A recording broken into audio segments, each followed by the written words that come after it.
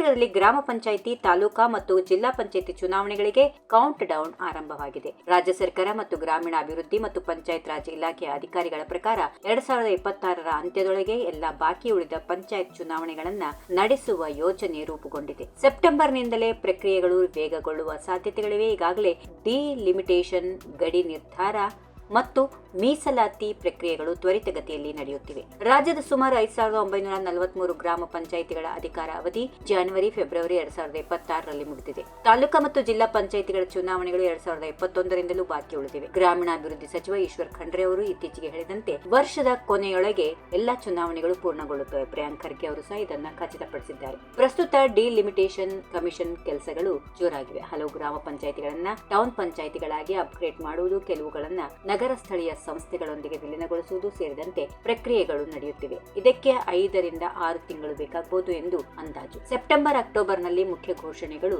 ಬರಲು ಸಾಧ್ಯತೆ ಇರುತ್ತವೆ. ಚುನಾವಣಾ ಆಯೋಗವು ಮತದಾರರ ಪಟ್ಟಿ ನವೀಕರಣ, ವೋಟರ್ ಐಡಿ ಲಿಂಕಿಂಗ್ ಮತ್ತು ಇತರ ಸಿದ್ಧತೆಗಳಲ್ಲಿ ತೊಡಗಿದೆ. ಸರ್ಕಾರವು ಪೇಪರ್ ಬ್ಯಾಲೆಟ್ ವ್ಯವಸ್ಥೆಗೆ ಮರಳುವ ಬಗ್ಗೆ ಚರ್ಚೆ ನಡೆಸುತ್ತಿದೆ.